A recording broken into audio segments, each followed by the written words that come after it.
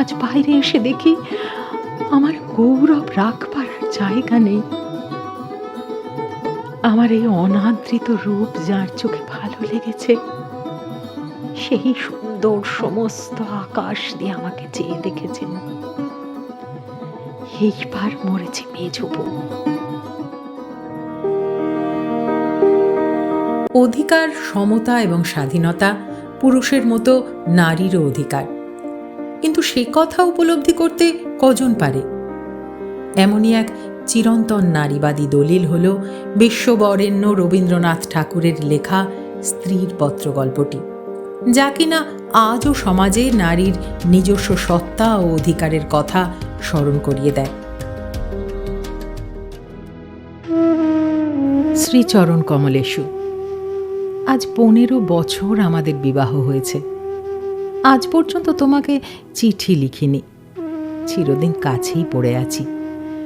মুখের কথা অনেক শুনেছ, আমিও শুনেছি।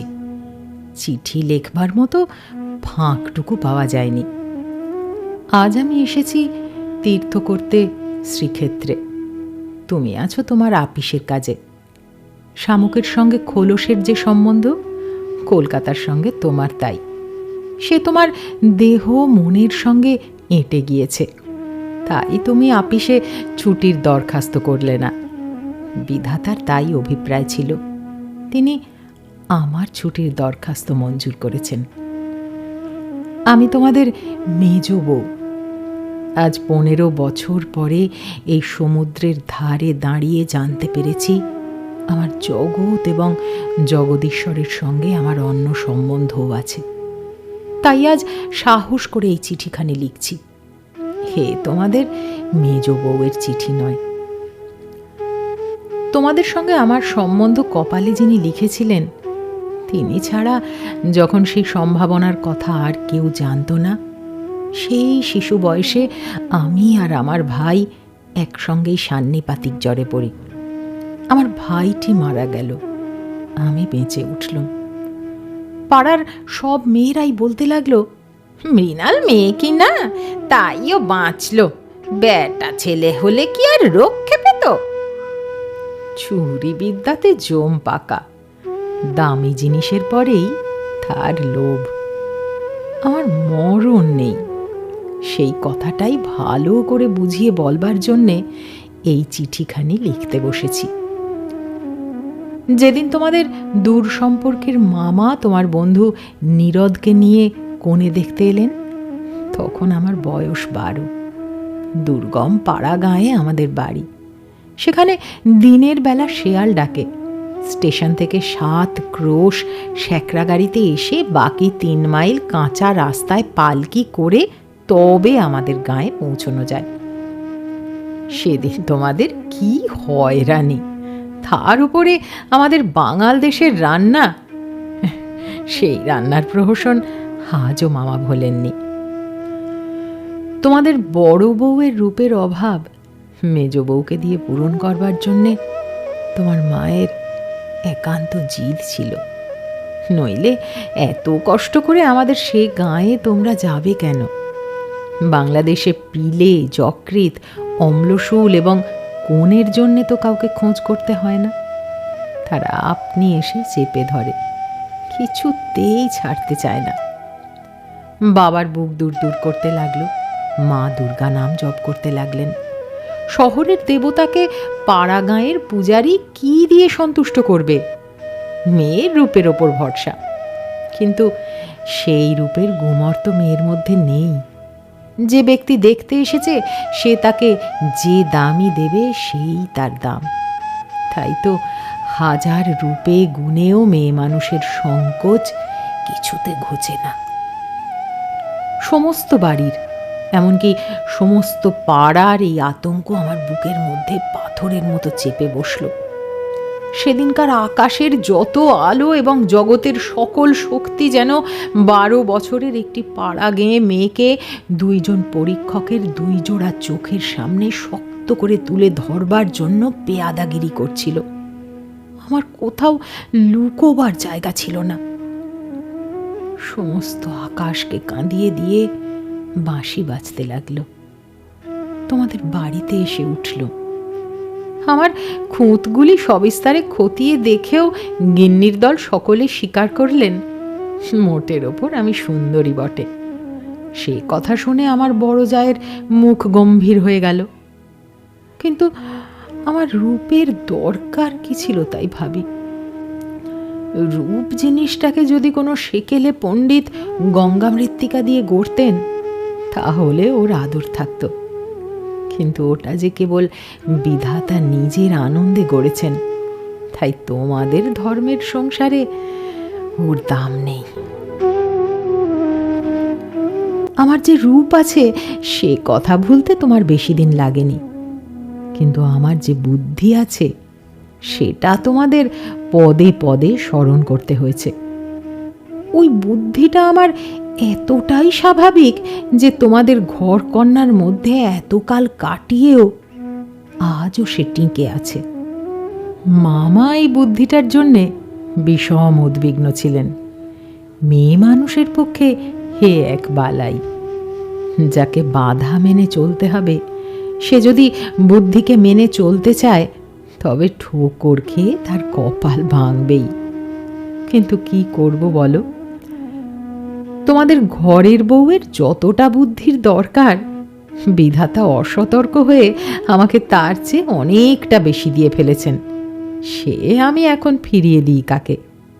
তোমরা আমাকে মেয়ে জ্যাঠা বলে দুবেলা গাল দিয়েছ, কটু কথাই হচ্ছে অক্ষমের সান্ত্বনা, অতএব সে আমি ক্ষমা করলুম। আমার একটা জিনিস তোমাদের ঘর কন্যার বাইরে ছিল, সেটা কেউ তোমরা জানতে পারোনি। আমি লুকিয়ে কবিতা লিখতুম, সে ছাই পাঁশ যাই হোক না কেন, সেখানে তোমাদের অন্দরমহলের পাঁচিল ওঠেনি। সেইখানে আমার মুক্তি, সেইখানে আমি আমি। আমার মধ্যে যা কিছু তোমাদের মেজ বউকে ছাড়িয়ে রয়েছে সে তোমরা পছন্দ করনি, চিনতেও পারোনি। আমি যে কবি সেই 15 বছরেও তোমাদের কাছে ধরা পড়েনি। তোমাদের ঘরের প্রথম স্মৃতির মধ্যে সবচেয়ে যেটা আমার মনে জাগছে সে তোমাদের গোয়াল ঘর। অন্দরমহলের সিঁড়িতে ওঠবার ঠিক পাশের ঘরেই তোমাদের গরু থাকে। সামনের উঠোনটুকু ছাড়া তাদের আর নড়বার জায়গা নেই। সেই উঠোনের কোণে তাদের জাবনা দেবার কাঠের গামলা। সকালে বেহারার নানা কাজ, উপবাসী গরুগুলো ততক্ষণ সেই গামলার ধারগুলো চেটে চেটে চিবিয়ে চিবিয়ে খাবলা করে দিত। আমার প্রাণ কাঁদত। আমি পাড়া গাঁয়ের মেয়ে।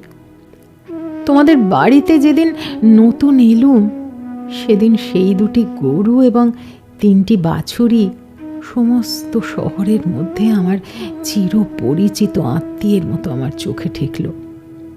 যতদিন নতুন বউ ছিল নিজে না খেয়ে লুকিয়ে ওদের খাওয়াতুম। যখন বড় হলুম তখন গরুর প্রতি আমার প্রকাশ্য মমতা লক্ষ্য করে আমার ঠাট্টার সম্পর্কীয়রা আমার গোত্র সম্বন্ধে সন্দেহ প্রকাশ করতে লাগলেন।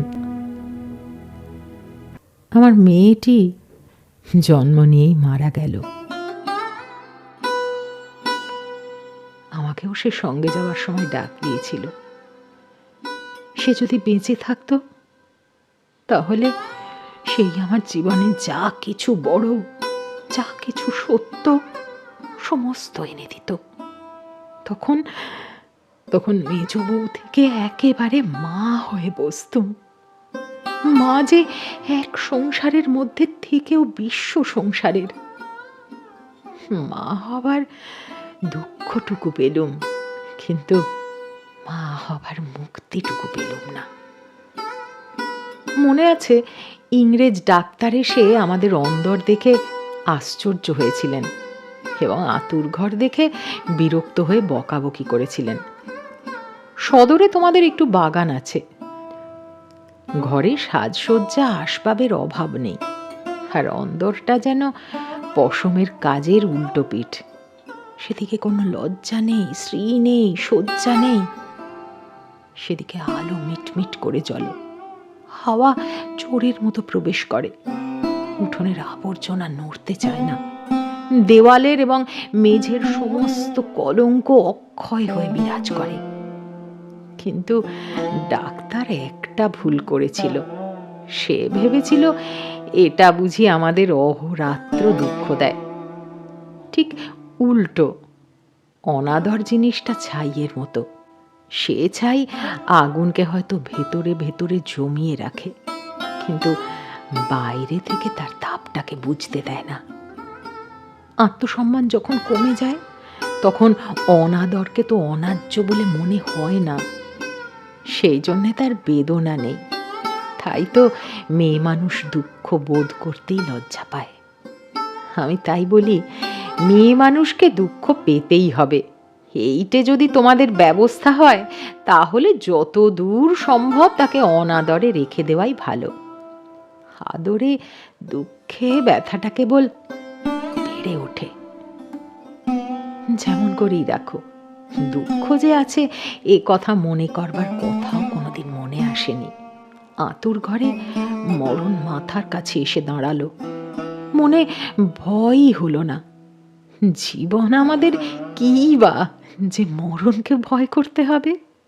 আদরে যত্নে যাদের প্রাণের বাঁধন শক্ত করেছে, মরতে তাদেরই বাঁধে। সেদিন যম যদি আমাকে ধরে টান দিত, তাহলে আলগা মাটি থেকে যেমন অতি সহজে ঘাসের চাপড়া উঠে আসে সমস্ত শিকড় শুদ্ধ, আমি তেমনি করে উঠে আসতুম। বাঙালির মেয়ে তো কথায় মরতে চায়, কিন্তু এমন মরায় বাহাদুরিটা কি? মরতে লজ্জা হয়। আমাদের পক্ষে ওটা এতই সহজ। আমার মেয়েটি তো সন্ধ্যা তারার মতো ক্ষণকালের জন্য উদয় হয়েই অস্ত গেল। আবার আমার নিত্যকর্ম এবং গরু বাছুর নিয়ে পড়ল।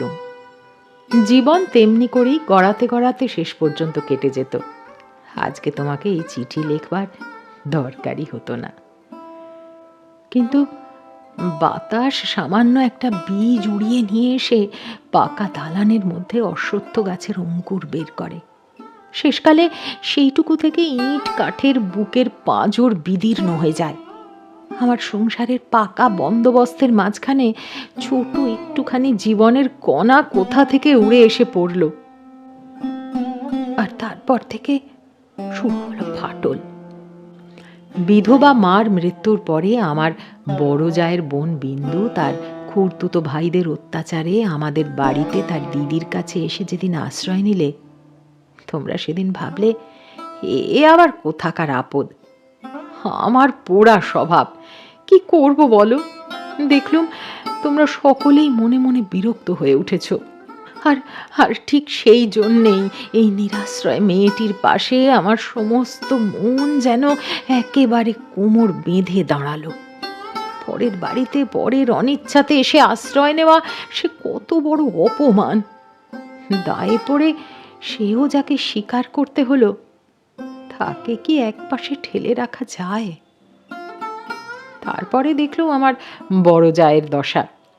তিনি নিতান্ত দরদে পড়ে বোনটিকে নিজের কাছে এনেছেন, কিন্তু যখন দেখলেন স্বামীর অনিচ্ছা, তখন এমনি ভাব করতে লাগলেন যেন এ তাঁর এক বিষম বালাই, যেন একে দূর করতে পারলেই তিনি বাঁচেন।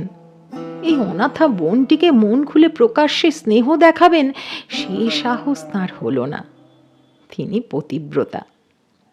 তার এই সংকট দেখে আমার মন আরো ব্যথিত হয়ে উঠল। দেখলুম বড় যা সকলকে বিশেষ করে দেখিয়ে দেখিয়ে বিন্দুর খাওয়া পড়ার এমনি মোটা রকমের ব্যবস্থা করলেন এবং বাড়ির সর্বপ্রকার দাসীবৃত্তিতে তাকে এমনভাবে নিযুক্ত করলেন যে আমার কেবল দুঃখ নয়, লজ্জা বোধ হলো। তিনি সকলের কাছে প্রমাণ করবার জন্য ব্যস্ত হলেন যে আমাদের সংসারে ফাঁকি দিয়ে বিন্দুকে ভারী সুবিধা দরে পাওয়া গেছে। ও কাজ দেয় বিস্তর, অথচ খরচের হিসেবে বেজায় সস্তা। আমাদের বড় জায়ের বাপের বংশে কুল ছাড়া আর বড় কিছু ছিল না, রূপও না, টাকাও না। আমার শ্বশুরের হাতে পায়ে ধরে কেমন করে তোমাদের ঘরে তার বিবাহ হলো সে তো সমস্তই জানো। তিনি নিজের বিবাহটাকে এ বংশের প্রতি বিষম একটা অপরাধ বলেই চিরকাল মনে জেনেছেন। সেই জন্যে সকল বিষয়েই নিজেকে যত দূর সম্ভব সংকুচিত করে তোমাদের ঘরে তিনি অতি অল্প জায়গা জুড়ে থাকেন। কিন্তু তাঁর এই সাধু দৃষ্টান্তে আমাদের বড় মুশকিল হয়েছে। আমি সকল দিকে আপনাকে অত অসম্ভব খাটো করতে পারিনি। আমি যেটাকে ভালো বলে বুঝি আর কারো খাতিরে সেটাকে মন্দ বলে মেনে নেওয়া আমার কর্ম নয়। তুমিও তার অনেক প্রমাণ পেয়েছ। বিন্দুকে আমি আমার ঘরে টেনে নিলুম। দিদি বললেন, মেজ বউ গরিবের ঘরের মেয়ের মাতাটি খেতে বসলেন। আমি যেন একটা বিপদ ঘটালুম। এমনিভাবে তিনি সকলের কাছে নালিশ করে বেড়ালেন। কিন্তু আমি নিশ্চয় জানি তিনি মনে মনে বেঁচে গেলেন। এখন দোষের বোঝা আমার উপরেই পড়ল। তিনি বোনকে নিজে যে স্নেহ দেখাতে পারতেন না, আমাকে দিয়ে সেই স্নেহটুকু করিয়ে নিয়ে তাঁর মনটা হালকা হলো। আমার বড় যা বিন্দুর বয়স থেকে 2-4টে অঙ্ক বাদ দিতে চেষ্টা করতেন, কিন্তু তার বয়স যে 14 কম ছিল না, এ কথা লুকিয়ে বললে অন্যায় হতো না। তুমি তো জানো সে দেখতে এতই মন্দ ছিল যে পড়ে গিয়ে সে যদি মাথা ভাঙতো তবে ঘরের মেঝেটার জন্যই লোকে উদ্বিগ্ন হতো। কাজেই পিতামাতার অভাবে কেউ তাকে বিয়ে দেবার ছিল না, এবং তাকে বিয়ে করবার মতো মনের জোরই বা কজন লোকের ছিল। বিন্দু বড় ভয়ে ভয়ে আমার কাছে এলো, যেন আমার গায়ে তার ছোঁয়াচ লাগলে আমি সইতে পারবো না। বিশ্ব সংসারে তার যেন জন্মাবার কোনো শর্ত ছিল না, তাই সে কেবলই পাশ কাটিয়ে চোখ এড়িয়ে চলত। তার বাপের বাড়িতে তার খুড়তুতো ভাইরা তাকে এমন একটু কোণও ছেড়ে দিতে চায়নি যে কোনো একটা অনাবশ্যক জিনিস সেখানে পড়ে থাকতে পারে।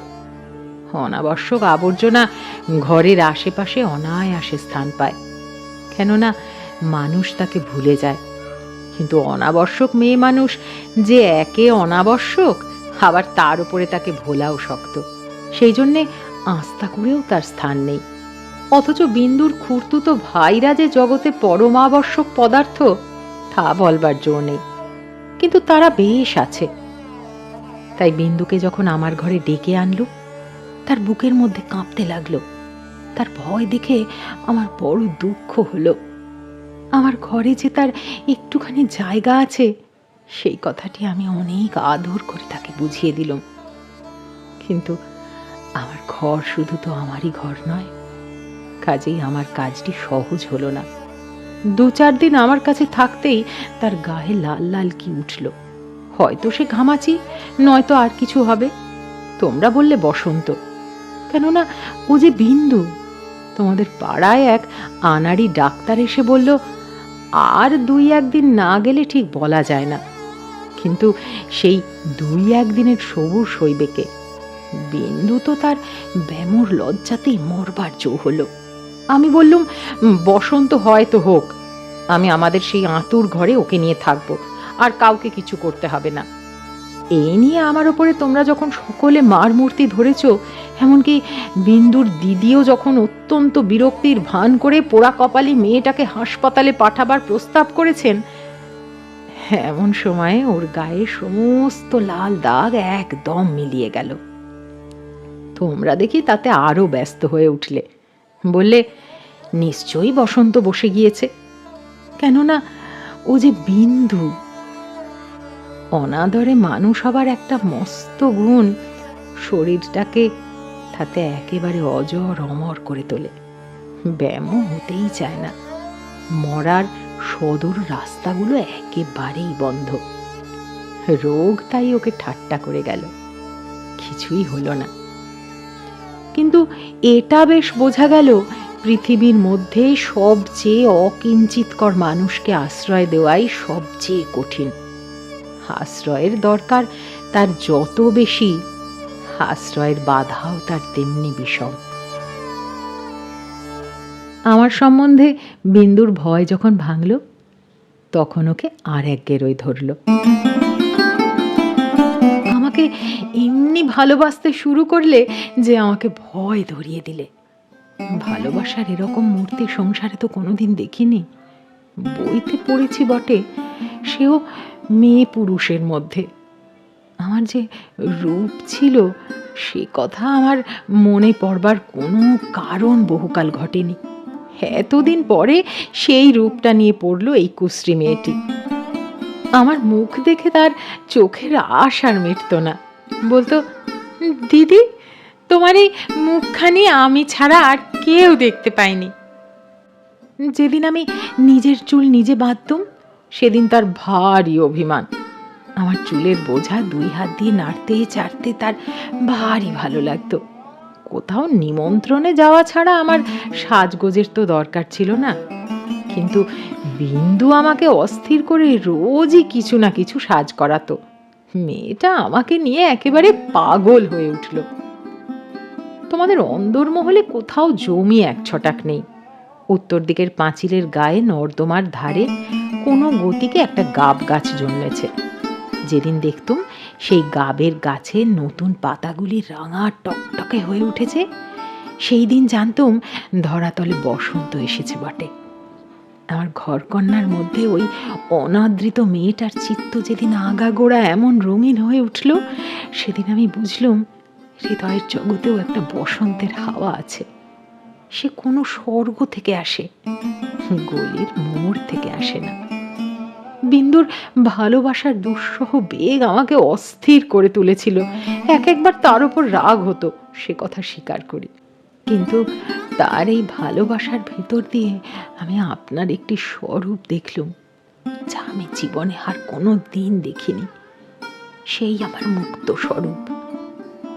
এদিকে বিন্দুর মতো মেয়েকে আমি যে এতটা আদর যত্ন করছি, এ তোমাদের অত্যন্ত বাড়াবাড়ি বলে ঠেকলো। এর জন্যে খুঁত খুঁত খিটখিটের অন্ত ছিল না। যেদিন আমার ঘর থেকে বাজুবন্ধ চুরি গেল, সেদিন সেই চুরিতে বিন্দুর যে কোনো রকমের হাত ছিল, এই কথার আভাস দিতে তোমাদের লজ্জা হলো না।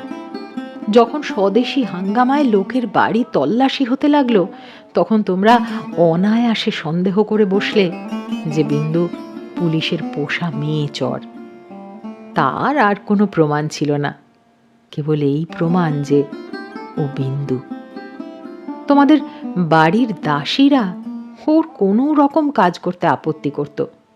তাদের কাউকে ওর কাজ করবার ফরমাশ করলে ও মেয়েও একেবারে সংকোচে যেন আড়ষ্ট হয়ে উঠত। এই সকল কারণেই ওর জন্যে আমার খরচ বেড়ে গেল। আমি বিশেষ করে একজন আলাদা দাসী রাখলুম। সেটা তোমাদের ভালো লাগেনি। বিন্দুকে আমি যেসব কাপড় পরতে দিতুম তা দেখে তোমাদের এত রাগ হয়েছিল যে আমার হাত খরচের টাকা বন্ধ করে দিলে। তারপর দিন থেকে আমি 5 শিকে দামের জোড়া মোটা কোড়া কলের ধুতি পরতে আরম্ভ করে দিলুম। আর মতির মা যখন আমার এঁটো ভাতের থালা নিয়ে যেতে এলো, তাকেও বারণ করে দিলুম। আমি নিজে উঠোনের কলতলায় গিয়ে এঁটো ভাত বাছুরকে খাইয়ে বাসন মেজেছি। একদিন হঠাৎ সেই দৃশ্যটি দেখে তুমি খুশি হওনি খুব। আমাকে খুশি না করলেও চলে, আর তোমাদের খুশি না করলেই নয়। এই সুবুদ্ধিটা আজ পর্যন্ত আমার ঘটে এলো না। এদিকে তোমাদের রাগও যেমন বেড়ে উঠেছে, বিন্দুর বয়সও তেমনি বেড়ে চলেছে। সেই স্বাভাবিক ব্যাপারে তোমরা অস্বাভাবিক রকমের বিব্রত হয়ে উঠেছিলে। একটা কথা মনে করে আমি আশ্চর্য হই, তোমরা জোর করে কেন বিন্দুকে তোমাদের বাড়ি থেকে বিদেয় করে দাওনি? আমি বেশ বুঝি তোমরা আমাকে মনে মনে ভয় করো। বিধাতা যে আমাকে বুদ্ধি দিয়েছিলেন, ভেতরে ভেতরে তার খাতির না করে তোমরা বাঁচো না। অবশেষে বিন্দুকে নিজের শক্তিতে বিদায় করতে না পেরে তোমরা প্রজাপতি দেবতার শরণাপন্ন হলে। বিন্দুর বর ঠিক হলো। বড়জা বললেন, বাঁচলুম বাবা, মা কালী আমাদের বংশের মুখ রক্ষা করলেন। বর কেমন তা জানি নে, তোমাদের কাছে শুনলুম সকল বিষয়েই ভালো। বিন্দু আমার পা জড়িয়ে ধরে কাঁদতে লাগলো। বললে, দিদি দিদি আমার আবার বিয়ে করা কেন? আমি তাকে অনেক বুঝিয়ে বললুম, বিন্দু, তুই ভয় করিস নে, শুনেছি তোর বর ভালো। বিন্দু বললে, বর যদি ভালো হয় আমার কি আছে? আমার কি আছে যে আমাকে তার পছন্দ হবে? বর পক্ষেরা বিন্দুকে তো দেখতে আসবার নামও করলে না। বর দিদি তাতে বড় নিশ্চিন্ত হলেন, কিন্তু দিন রাত্রে বিন্দুর কান্না আর থামতে চায় না। সে তার কি কষ্ট সে আমি জানি। বিন্দুর জন্য আমি সংসারে অনেক লড়াই করেছি, কিন্তু ওর বিবাহ বন্ধ হোক এ কথা বলবার সাহস আমার হলো না। কিসের জোরেই বা বলবো? আমি যদি মারা যাই তো ওর কি দশা হবে? একে তো মেয়ে, তাতে আবার কালো, কার ঘরে চললো ওর কি দশা হবে সে কথা না ভাবাই ভালো। ভাবতে গেলে প্রাণ কেঁপে ওঠে। বিন্দু বললে, দিদি, বিয়ের আর 5 দিন আছে, এর মধ্যে আমার মরণ হবে নাকি? আমি তাকে খুব ধমকে দিলুম, কিন্তু অন্তর্যামী জানেন, যদি কোনো সহজভাবে বিন্দুর মৃত্যু হতে পারত তাহলে আমি আরাম বোধ করতুম। বিবাহের আগের দিন বিন্দু তার দিদিকে গিয়ে বললে, দিদি, দিদি, আমি তোমাদের গোয়াল ঘরে পড়ে থাকবো, আমাকে যা বলবে তাই করব। তোমার দুটি পায়ে পড়ি, আমাকে এমন করে ফেলে দিও না দিদি, ফেলে দিও না। কিছুকাল থেকে লুকিয়ে লুকিয়ে দিদির চোখ দিয়ে জল পড়ছিল, সেদিনও পড়ল। কিন্তু শুধু হৃদয় তো নয়, শাস্ত্রও আছে। তিনি বললেন, জানিস তো বিন্দি, পতি হচ্ছে স্ত্রী লোকের গতি মুক্তি সব। কপালে যদি দুঃখ থাকে তো কেউ খণ্ডাতে পারবে না রে, কেউ খণ্ডাতে পারবে না। আসল কথা হচ্ছে কোনো দিকে কোনো রাস্তাই নেই, বিন্দুকে বিবাহ করতেই হবে, তারপরে যা হয় তা হোক। আমি চেয়েছিলুম বিবাহটা যাতে আমাদের বাড়িতেই হয়, কিন্তু তোমরা বলে বসলে বরের বাড়িতেই হওয়া চাই, সেটা তাদের কৌলিক প্রথা। আমি বুঝলুম বিন্দুর বিবাহের জন্য যদি তোমাদের খরচ করতে হয় তবে সেটা তোমাদের গৃহদেবতার কিছুতেই সইবে না। কাজেই চুপ করে যেতে হলো। কিন্তু একটা কথা তোমরা কেউ জানো না। দিদিকে জানাবার ইচ্ছে ছিল, কিন্তু জানাইনি, কেননা তাহলে তিনি ভয়েই মরে যেতেন। আমার কিছু কিছু গয়না দিয়ে আমি লুকিয়ে বিন্দুকে সাজিয়ে দিয়েছিলাম, বোধ করি দিদির চোখে সেটা পড়ে থাকবে, কিন্তু সেটা তিনি দেখেও দেখেননি। দোহাই ধর্মের, সেজন্য তোমরা তাকে ক্ষমা করো। যাবার আগে বিন্দু আমাকে জড়িয়ে ধরে বললে, দিদি,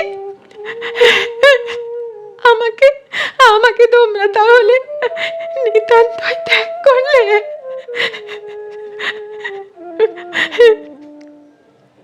আমি বললুম, না বিন্দি, তোর যেমন দশাই হোক না কেন আমি তোকে শেষ পর্যন্ত ত্যাগ করব না। 3 দিন গেল। তোমাদের তালুকের প্রজা খাবার জন্য তোমাকে যে ভেড়া দিয়েছিল তাকে তোমার জঠরাগ্নি থেকে বাঁচিয়ে আমি আমাদের একতলায় কয়লা রাখবার ঘরের একপাশে বাস করতে দিয়েছিলাম। সকালে উঠেই আমি নিজে তাকে দানা খাইয়ে আসতুম। তোমার চাকরদের প্রতি 2-1 দিন নির্ভর করে দেখেছি, তাকে খাওয়ানোর চেয়ে তাকে খাওয়ার প্রতি তাদের বেশি ঝোঁক। সেদিন সকালে সেই ঘরে ঢুকে দেখি বিন্দু এক কোণে জড়সড় হয়ে বসে আছে। আমাকে দেখে আমার বা জড়িয়ে ধরে লুটিয়ে পড়ে নিঃশব্দে কাঁদতে লাগলো। বিন্দুর স্বামী পাগল? সত্যি বলছিস বিন্দি? এত বড় মিথ্যে কথা তোমার কাছে বলতে পারি দিদি? তিনি পাগল। শ্বশুরের এই বিবাহে মত ছিল না, কিন্তু তিনি আমার শাশুড়িকে জমের মতো ভয় করেন। তিনি তিনি বিবাহের পূর্বেই কাশি চলে গেছেন। শাশুড়ি জেদ করে তার ছেলের বিয়ে দিয়েছেন।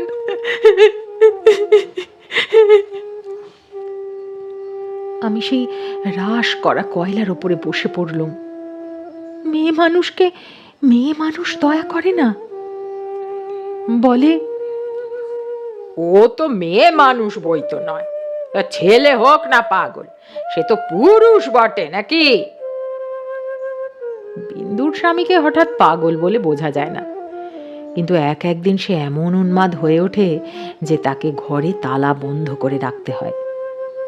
বিবাহের রাত্রে সে ভালো ছিল, কিন্তু রাত জাগা প্রভৃতি উৎপাতে দ্বিতীয় দিন থেকে তার মাথা একেবারে খারাপ হয়ে উঠল।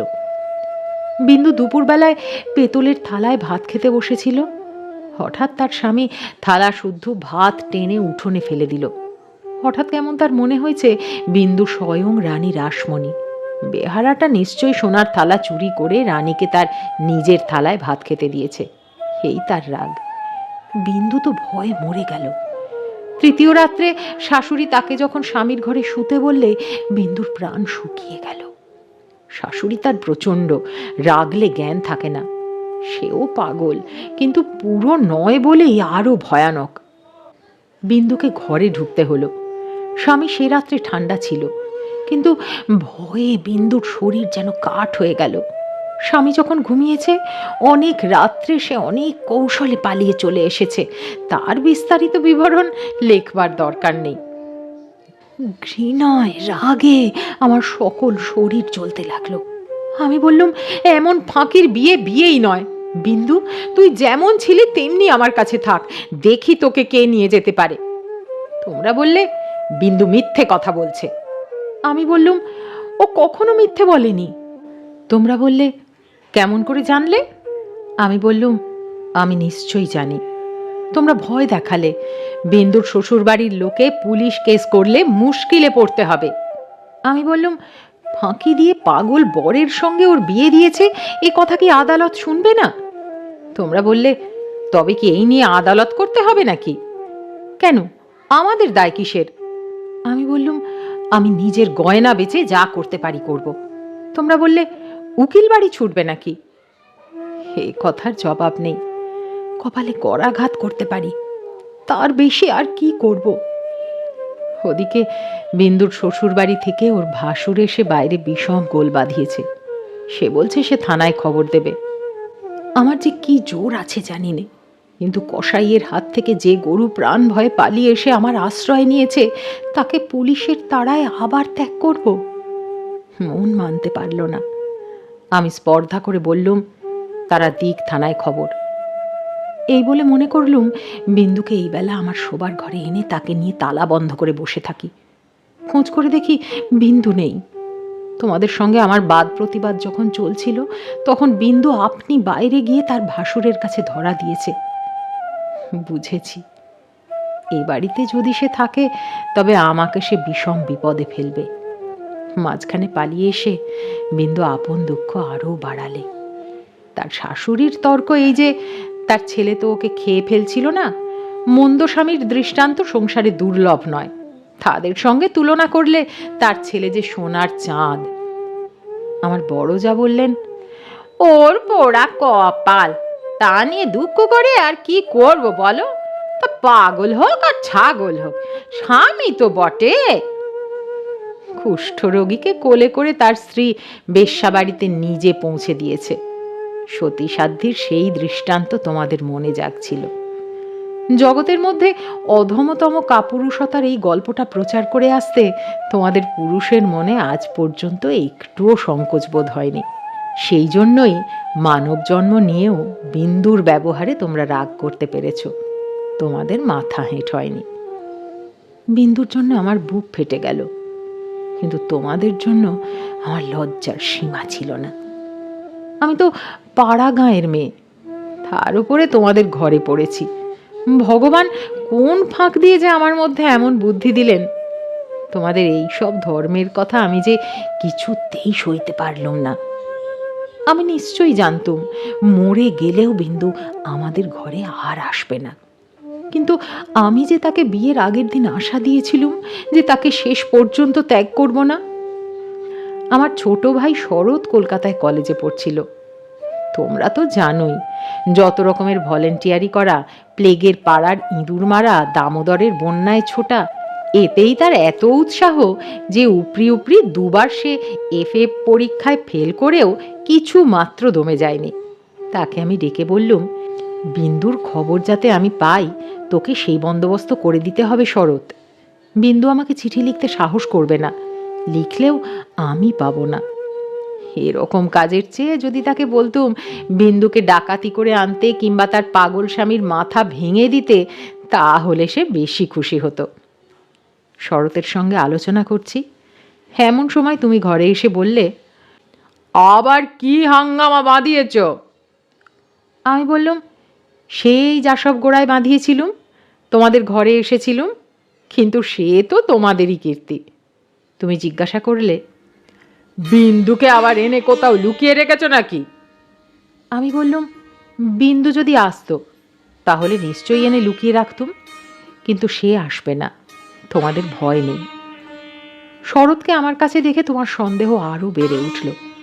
আমি জানতুম শরৎ আমাদের বাড়ি যাতায়াত করে, এ তোমরা কিছুতেই পছন্দ করতে না। তোমাদের ভয় ছিল ওর উপরে পুলিশের দৃষ্টি আছে, কোন দিন ও কোন রাজনৈতিক মামলায় পড়বে, তখন তোমাদের শুদ্ধ জড়িয়ে ফেলবে। সেই জন্য আমি ওকে ভাইফোঁটা পর্যন্ত লোক দিয়ে পাঠিয়ে দিতুম, ঘরে ডাকতুম না। তোমার কাছে শুনলুম বিন্দু আবার পালিয়েছে, তাই তোমাদের বাড়িতে তার ভাসুর খোঁজ করতে এসেছে। শুনে আমার বুকের মধ্যে শেল বিঁধল। হতভাগিনীর যে কি অসহ্য কষ্ট তা বুঝলুম, অথচ কিছুই করবার রাস্তা নেই। শরৎ খবর নিতে ছুটল। সন্ধ্যার সময় ফিরে এসে আমাকে বললে, বিন্দু তার খুড়তুতো ভাইদের বাড়ি গিয়েছিল, কিন্তু তারা তুমুল রাগ করে তখনই আবার তাকে শ্বশুর বাড়ি পৌঁছে দিয়ে গেছে। এর জন্য তাদের খেসারত এবং গাড়ি ভাড়া দণ্ড যা হয়েছে, তার ঝাঁজ এখনো তাদের মন থেকে মরেনি। তোমাদের খুড়িমা শ্রীক্ষেত্রে তীর্থ করতে যাবেন বলে তোমাদের বাড়িতে এসে উঠেছেন। আমি তোমাদের বললুম আমিও যাব।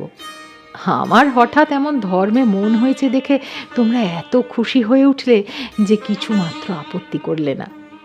এ কথাও মনে ছিল যে এখন যদি কলকাতায় থাকি, তবে আবার কোন দিন বিন্দুকে নিয়ে ফ্যাসাদ বাঁধিয়ে বসবো। আমাকে নিয়ে বিষম ল্যাঠা। বুধবার আমাদের যাবার দিন, রবিবারে সমস্ত ঠিক হলো।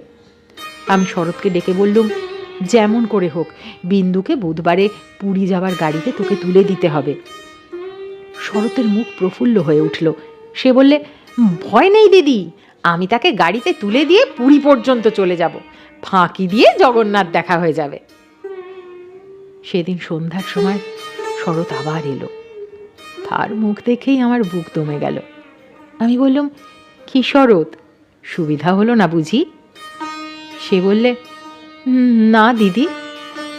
আমি বললাম, রাজি করতে পারলি না তো? সে বললে, তার আর দরকার নেই দিদি। কাল রাত্রিরে সে কাপড়ে আগুন ধরিয়ে আত্মহত্যা করে মরেছে। বাড়ির যে ভাইপোটার সঙ্গে ভাব করে নিয়েছিলুম, তার কাছে খবর পেলুম তোমার নামে সে একটা চিঠি রেখে গিয়েছিল, কিন্তু সে চিঠি ওরা নষ্ট করে দিয়েছে। যাক, শান্তি হলো। দেশ শুদ্ধ লোক চটে উঠল, বলতে লাগলো, মেয়েদের কাপড়ে আগুন লাগিয়ে মরা একটা ফ্যাশন হয়েছে। তোমরা বললে এর সমস্ত নাটক করা। তা হবে, কিন্তু নাটকের তামাশাটা কেবল বাঙালি মেয়েদের উপর দিয়েই হয় কেন, আর বাঙালি বীর পুরুষদের কোঁচার উপর দিয়ে হয় না কেন? সেটাও তো ভেবে দেখা উচিত। বিন্দিটার এমনি পোড়া কপাল বটে। যতদিন বেঁচে ছিল রূপে গুণে কোনো যশ পায়নি। মরবার বেলাও যে একটু ভেবে চিনতে এমন একটা নতুন ধরনে মরবে যাতে দেশের পুরুষরা খুশি হয়ে হাততালি দেবে, তাও তার ঘটে এলো না। মরেও লোকদের চটিয়ে দিলেন। দিদি ঘরের মধ্যে লুকিয়ে কাঁদলেন। কিন্তু সে কান্নার মধ্যে একটা সান্ত্বনা ছিল। যাই হোক না কেন, তবু রক্ষা হয়েছে। মরেছে বই তো না, বেঁচে থাকলে কি না হতে পারত। আমি তীর্থে এসেছি, বিন্দুর আর আসবার দরকার হলো না, কিন্তু আমার দরকার ছিল। দুঃখ বলতে লোকে যা বোঝে তোমাদের সংসারে তা আমার ছিল না। তোমাদের ঘরে খাওয়া পড়া অসচ্ছল নয়। তোমার দাদার চরিত্র যেমন হোক, তোমার চরিত্রে এমন কোনো দোষ নেই যাতে বিধাতাকে মন্দ বলতে পারি। যদি বা তোমার স্বভাব তোমার দাদার মতোই হতো, তাহলে হয়তো মোটের উপর আমার এমনিভাবেই দিন চলে যেত, এবং আমার সতী সাধ্বী বড় জায়ের মতো পতি দেবতাকে দোষ না দিয়ে বিশ্ব দেবতাকেই আমি দোষ দেবার চেষ্টা করতুম। অতএব তোমাদের নামে আমি কোনো নালিশ উত্থাপন করতে চাইনি। আমার এই চিঠি সেজন্যে নয়, কিন্তু আমি আর তোমাদের সেই 27 নম্বর মাখন বড়ালের গলিতে ফিরব না। আমি বিন্দুকে দেখেছি। সংসারের মাঝখানে মেয়ে মানুষের পরিচয়টা যে কি তা আমি পেয়েছি। আর আমার দরকার নেই। তারপরে এও দেখেছি ও মেয়ে বটে, তবু ভগবান ওকে ত্যাগ করেননি। ওর উপরে তোমাদের যত জোরই থাক না কেন, সে জোরের অন্ত আছে। ও আপনার হতভাগ্য মানব জন্মের চেয়ে বড়। তোমরাই যে আপন ইচ্ছে মতো আপন দস্তুর দিয়ে ওর জীবনটাকে চিরকাল পায়ের তলায় চেপে রেখে দেবে, তোমাদের পা এত লম্বা নয়। মৃত্যু তোমাদের চেয়ে বড়। সেই মৃত্যুর মধ্যে সে মহান। সেখানে বিন্দু কেবল বাঙালি ঘরের মেয়ে নয়, কেবল খুড়তুতো ভাইয়ের বোন নয়, কেবল অপরিচিত পাগল স্বামীর প্রবঞ্চিত স্ত্রী নয়, সেখানে সে অনন্ত। সেই মৃত্যুর বাঁশি এই বালিকার ভাঙা হৃদয়ের ভেতর দিয়ে আমার জীবনের যমুনা পাড়ি যেদিন বাজল, সেদিন প্রথমটা আমার বুকের মধ্যে যেন বান বিঁধল। বিধাতাকে জিজ্ঞাসা করলাম, জগতের মধ্যে যা কিছু সবচেয়ে তুচ্ছ, তাই সবচেয়ে কঠিন কেন? এই কলির মধ্যেকার চারিদিকে প্রাচীর তোলা নিরানন্দের অতি সামান্য বুদবুদটা এমন ভয়ঙ্কর বাধা কেন? তোমার বিশ্ব জগৎ তার 6 ঋতুর সুধা পাত্র হাতে করে যেমন করেই ডাক দিক না, এক মুহূর্তের জন্যে কেন আমি এই অন্দর মহলটার এইটুকু মাত্র চৌকাঠ পেরোতে পারিনি? তোমার এমন ভুবনে আমার এমন জীবন নিয়ে কেন ওই অতি তুচ্ছ ইট কাঠের আড়ালটার মধ্যেই আমাকে তিলে তিলে মরতে হবে? কত তুচ্ছ আমার এই প্রতিদিনের জীবন যাত্রা, কত তুচ্ছ এর সমস্ত বাঁধা নিয়ম, বাঁধা অভ্যেস, বাঁধা বুলি, এর সমস্ত বাঁধা মার। কিন্তু শেষ পর্যন্ত সেই দিনও তার নাগপাশ বন্ধনেরই হবে জিত। আর হার হলো তোমার নিজের সৃষ্টি ওই আনন্দ লোকের। কিন্তু মৃত্যুর বাঁশি বাজাতে লাগলো। কোথায় রে রাজমিস্ত্রির গড়া দেয়াল? কোথায় রে তোমাদের ঘেরো আইন দিয়ে গড়া কাঁটার বেড়া? কোন দুঃখে, কোন অপমানে মানুষকে বন্দি করে রেখে দিতে পারে? ওই তো মৃত্যুর হাতে জীবনের জয় পতাকা উঠছে। ওরে মেজ বউ, ভয় নেই, ভয় নেই তোর। তোর মেজ বউয়ের খোলস ছিন্ন হতে এক নিমেষও লাগে না। তোমাদের কলিকে আর আমি ভয় করি নে। আমার সম্মুখে আজ নীল সমুদ্র, আমার মাথার ওপরে আষাঢ়ের মেঘপুঞ্জ। তোমাদের অভ্যাসের অন্ধকার আমাকে ঢেকে রেখে দিয়েছিল। ক্ষণকালের জন্য বিন্দু এসে সেই আবরণের ছিদ্র দিয়ে আমাকে দেখে নিয়েছিল। সেই মেয়েটাই তার নিজের মৃত্যু দিয়ে আবরণখানা আগা গোড়া ছিন্ন করে দিয়ে গেল। আজ বাইরে এসে দেখি আমার গৌরব রাখবার জায়গা নেই। আমার এই অনাদৃত রূপ যার চোখে ভালো লেগেছে, সেই সুন্দর সমস্ত আকাশ দিয়ে আমাকে চেয়ে দেখেছেন। এইবার মরেছে মেজ বউ। তুমি ভাবছো আমি মরতে যাচ্ছি, ভয় নেই। অমন পুরনো ঠাট্টা তোমাদের সঙ্গে আমি করব না। মীরাবাইও তো আমারই মতো মেয়ে মানুষ ছিল, তার শিকলও তো কম ভারী ছিল না। তাকে তো বাঁচবার জন্য মরতে হয়নি। মীরাবাই তার গানে বলেছিল, ছাড়ুক বাপ, ছাড়ুক মা, ছাড়ুক যে যেখানে আছে। মীরা কিন্তু লেগেই রইল। প্রভু, তাতে তার যা হবার তা হোক। এই লেগে থাকাই তো বেঁচে থাকা। আমিও বাঁচব, আমিও বাঁচব। আমি বাঁচলুম, আমি বাঁচলুম। তোমাদের চরণ তলাশ্রয় চিহ্ন, মৃণাল। আজকের মতো গল্প এখানেই শেষ করলাম। গল্প পাঠ ও সমগ্র পরিকল্পনায় ছিলাম আমি, সুস্মিতা। এরকম আরও অনেক গল্প শুনতে হলে লাইক, শেয়ার আর সাবস্ক্রাইব করে পাশে থাকবেন। খুব শিগগিরই আরেকটি গল্প নিয়ে আসবো।